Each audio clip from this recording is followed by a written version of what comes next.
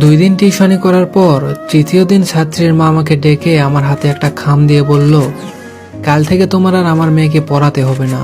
তুমি 2 দিন আমার মেয়েকে পড়িয়েছ, আমি তোমাকে 1 মাসের টাকা দিলাম। আমি অবাক হয়ে ছাত্রীর মাকে বললাম, আন্টি কিছু মনে না করলে একটা কথা জানতে পারি কি? আমার অপরাধটা কি? আন্টি অন্যদিকে মুখ ফিরিয়ে বললেন, না তোমার কোনো অপরাধ নেই, এমনিতেই তোমাকে আসতে হবে না। আমি তখন ছাত্রীর মাকে বললাম, আন্টি আমি আপনার মেয়েকে 1 মাস পড়াই, তারপর যদি আপনার মনে হয় আমি আপনার মেয়েকে ঠিক মতো পড়াতে পারছি না, তখন না হয় আমাকে বাদ দিয়ে দিবেন, আমার আপত্তি থাকবে না। এবার ছাত্রীর মা আমার দিকে তাকিয়ে বলল, আসলে আমার মেয়ে তোমার কাছে পড়তে চাচ্ছে না। শুধু ভালো পড়ালেই হয় না, একটু দেখতে শুনতেও ভালো হতে হয়। তোমায় দেখলে নাকি আমার মেয়ে ভয় পেয়ে যায়। আমি আন্টির হাতে খামটা দিয়ে বললাম, টিউশনি করতে হলে যে ফর্সা ভালো চেহারার অধিকারী হতে হয় তা আগে জানতাম না। যদি জানতাম তাহলে বিশ্বাস করেন আমি আপনার মেয়েকে কখনোই পড়াতে আসতাম না। ছাত্রীর বাসা থেকে বের হয়ে রাস্তায় হাঁটছি আর কলেজের জীবনের কথা ভাবছি। কলেজে একবার একটা অনুষ্ঠানে উপস্থাপনার জন্য স্যার ভালো একজন উপস্থাপক খুঁজছিলেন।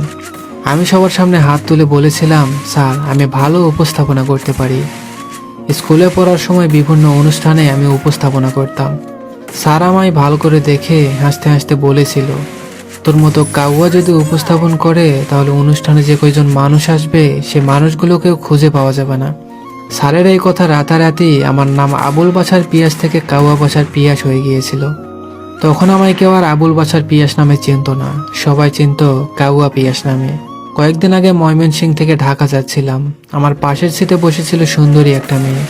আমি যখন আমার সিটে বসতে যাব তখন মেয়েটার নাক মুখে ওড়না দিয়ে চেপে ধরলো।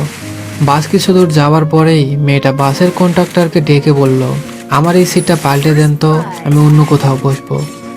বাসের কন্ডাক্টর আমার দিকে অগ্নিদৃষ্টি নিয়ে তাকালো, তারপর মেয়েটাকে বলল, আপা এই লোকটা কি আপনার সাথে অসভ্যতামি করেছে? যদি কোনো রকম কোনো কিছু করে থাকে তাহলে বলেন, আমি এখনই লোকটাকে বাস থেকে নামিয়ে দিতেছি। কন্ডাক্টরের মুখ থেকে এমন কথা শুনে বাসের অন্য সব যাত্রীরা আমার উপর ক্ষেপে উঠল। একজন লোক তো চিৎকার করে বলেই উঠল, অবশ্যই নোংরামি করেছে, তা না হলে আপা সিট ছেড়ে উঠতে যাবে কেন? এক ভদ্রমহিলা মুখ বাঁকিয়ে বলল, চেহারা দেখেই তো বোঝা যায় বদমাইশ টাইপ। এইসব কুলাঙ্গারদের জন্য মেয়েদের রাস্তাঘাটে চলাচল এখন দায় হয়ে পড়েছে। এমন একটা অবস্থায় পড়ে গিয়েছিলাম যে বাসের সবাই মিলে আমাকে মারার মতো অবস্থা। আমি বহু কষ্টে সবাইকে থামিয়ে দিয়ে মেয়েটাকে বললাম, আপনি আমার ছোট বোনের মতো, আমি কি আপনার সাথে কোনো নোংরামি করেছি? মেয়েটা মাথা নিচু করে বলল, না। আমি তখন বাসের যাত্রীদের বললাম, ভাই আমার অপরাধটা কি জানেন? আমার অপরাধ হলো আমি দেখতে কালো। আপনাদের মতো সাদা চামড়া কিছু মানুষ মনে করে আমাদের মতো কালো মানুষের গা থেকে দুর্গন্ধ বের হয়। আপনাদের ধারণা পৃথিবীর সমস্ত খারাপ মানুষ কালোই হয়। যে ভদ্র মহিলা আমাকে বদমাইশ কুলাঙ্গার বলেছিল সেই মহিলার কাছে গিয়ে বললাম, আপনি আমার চেহারা দেখে বুঝে গেলেন আমি বদমাইশ। বিশ্বাস করেন আমি কোনো বদমাইশি করেছি তো দূরের কথা, আজ পর্যন্ত কোনো মেয়ের দিকে খারাপ দৃষ্টিতে তাকাইনি পর্যন্ত, কিন্তু কেন জানি না এই মুহূর্তে আপনার সাথে আমার বদমাইশি করতে ইচ্ছে করছে। নিউ মার্কেটে এসেছিলাম শপিং করতে, এমন সময় আমার রুমমেট রাকিব ফোন দিয়ে বলল, মেসে আসার সময় আমার জন্য দোকান থেকে একটা ফেয়ার অ্যান্ড হ্যান্ডসাম ক্রিম নিয়ে আসিস তো, আমি তোকে পরে টাকা দিয়ে দেব। রাকিবের কথা মতো কসমেটিক্সের দোকানে গিয়ে ক্রিমের কথা বলতেই দোকানের ছেলেটা আমায় দেখে মুচকি হাসলো, তারপর আমার হাতে ক্রিমটা দিতে দিতে বলল, শুধু শুধু ভাই টাকাগুলো জলে ফেলবেন। আপনার যে কালার, আপনাকে যদি 3 দিন 3 রাত হুইল পাউডার দিয়ে পানিতে ডুবিয়ে রাখা হয় তবুও আপনার কালারের বিন্দুমাত্র পরিবর্তন হবে না।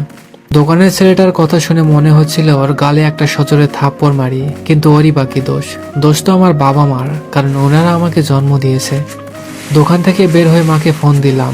মা ফোনটা রিসিভ করতে আমি মাকে বললাম, মা শুনেছি বাবা মা কোনো পাপ করলে তার দায়ভার কিছুটা সন্তানের উপর এসে পড়ে। তোমরা কি কোনো পাপ করেছিলে যার ফলস্বরূপ তোমাদের ঘরে আমার মতো একটা কালো ছেলের জন্ম নিল? মা আমার কথা শুনে কাঁদতে কাঁদতে বলল, তুই আবার তোর গায়ের রং কালো দেখে মন খারাপ করছিস? তুই কালো দেখে কি হয়েছে? তুই আমার কাছে সোনার টুকরা ছেলে। মা কেঁদে দিয়েছিল দেখে আমি মাকে হাসানোর জন্য বললাম, দেখলে মা তুমিও আমায় তেমন ভালোবাসো না, যদি ভালোবাসতে তাহলে সোনার টুকরা না হীরার টুকরা বলে ডাকতে। আমার কথা শুনে মা হাসতে হাসতে বলল, তুই আমার কোহিনূর হীরার টুকরা ছেলে। সবাই আমাকে কালো বলে দূরে সরিয়ে রাখলেও মা বাবার দোয়া আমার কাছে সব সময় ছিল, আর সেই জন্যই হয়তো আমি খুব ভালো একটা চাকরি পেয়েছি, চাকরি পাওয়ার পর থেকেই আমার উপর বাবা মা অত্যাচার শুরু করলো বিয়ে করার জন্য। আমিও বিয়ে করব বলে রাজি হয়েছি, তবে একটা শর্ত দিয়েছি, বিয়ে করলে আমি কালো কোনো মেয়েকেই করব। আজ মেয়ে দেখতে যাব, মাকে ডেকে বললাম মেয়ে কালো তো? মা বলল আমি মেয়েকে এর আগেও দেখেছি, মেয়ের গায়ের রং কালোই, কিন্তু আজ আমরা দেখতে যাব বলে মেকআপ করে হয়তো সুন্দরী হয়ে যাবে, তবে চিন্তা করিস না, মুখ ধোয়ার পর মেয়ে আবার কালো হয়ে যাবে। আমি ড্রয়িং রুমে বসে আছি মেয়ে দেখার জন্য। কিছুক্ষণ পর মেয়ে আসলো। মেয়েকে দেখে কয়েক মিনিটের জন্য আমি হতভম্ব হয়ে গেলাম। একটা মেয়ে কি এতটা সুন্দর হতে পারে? ভালো করে মুখের দিকে তাকিয়ে দেখি মুখে কোনো মেকআপ নেই, শুধু চোখে হালকা একটু কাজল আছে। মেয়ে দেখা শেষ হলে আমি মাকে আড়ালে ডেকে নিয়ে বললাম, মা তুমি না বলেছিলে মেয়ে কালো, এই মেয়ে তো দেখছি বেচাই সুন্দরী, শুধু সুন্দর না ভয়ঙ্কর রকম সুন্দরী। তোমায় আগেও বলেছিলাম আমি নিজে যেমন ঠিক তেমন মেয়েকে বিয়ে করব। আমার কথা শুনে মা বলল, আরে মেয়ে সুন্দর না, মেকআপ করেছে তাতে সুন্দর লাগছে। আমি মায়ের হাত ধরে বললাম, কেন শুধু শুধু মিথ্যে কথা বলছো মা? মেয়ে কোনো মেকআপ করেনি, এত সুন্দর একটা মেয়ে, হয়তো ও চাইবে যে ওর হাজবেন্ড যেন খুব সুন্দর হয়। আমার সাথে বিয়ে হলে দেখা যাবে মেয়েটা লাইফটা নষ্ট হয়ে গেছে, আমার সাথে একটা সেলফি তুলতে পারবে না, বন্ধুদের সাথে পরিচয় করিয়ে দিতে লজ্জা পাবে, একসাথে ঘুরতে লজ্জা পাবে। আমার কথা শুনে মা কাঁদতে কাঁদতে বলল, তুই কালো হয়েছিস দেখে কি তুই একটা সুন্দরী মেয়ে বিয়ে করতে পারবি না? আমি মাকে জড়িয়ে ধরে বললাম, না পারি না মা, একটা সুন্দরী মেয়ে কখনোই একটা কালো ছেলেকে বিয়ে করতে চায় না। যদি কখনো বিয়ে করতে রাজি হয় তাহলে ভেবে নিও, হয় মেয়েটা বাবা মায়ের চাপে বিয়ে করতে রাজি হয়েছে, নয়তো কালো ছেলেটা খুব ভালো ক্যারিয়ারে আছে সেজন্য রাজি হয়েছে। দুপুরে অফিসে বসে কাজ করছি, এমন সময় একটা অচেনা নাম্বার থেকে কল আসলো। আমি ফোনটা রিসিভ করতেই অপর প্রান্ত থেকে একটা মেয়ে বলল, আমি শ্রাবন্তী, কাল আপনারা যে মেয়েটাকে দেখতে গিয়েছিলেন আমি সেই মেয়ে। আমি অবাক হয়ে জিজ্ঞেস করলাম, আপনি আমায় হঠাৎ ফোন দিলেন যে? মেয়েটি তখন বলল, আমি আপনার অফিসের নিচে, দয়া করে একটু আসবেন, আপনার সাথে আমার জরুরি কিছু কথা আছে। একটা রেস্টুরেন্টে আমি আর মেয়েটা বসে আছি। রেস্টুরেন্টের অনেকেই আমাদের দিকে হা করে তাকিয়ে আছে। আমি চেয়েছিলাম রেস্টুরেন্ট বাদে অন্য কোথাও বসতে, কিন্তু মেয়েটি আমায় জোর করে এখানে নিয়ে আসলো। কফি মগে মেয়েটি চুমুক দিতে দিতে আমায় বলল, সত্যি বলতে আপনাকে আমার প্রথম দেখাতেই ভালো লাগেনি, কিন্তু আড়ালে যখন আপনি আপনার মায়ের সাথে কথা বলছিলেন আমি আপনাদের সব কথাই শুনে নিয়েছিলাম। তারপর থেকেই আপনাকে প্রচণ্ড ভালোবেসে ফেলেছি।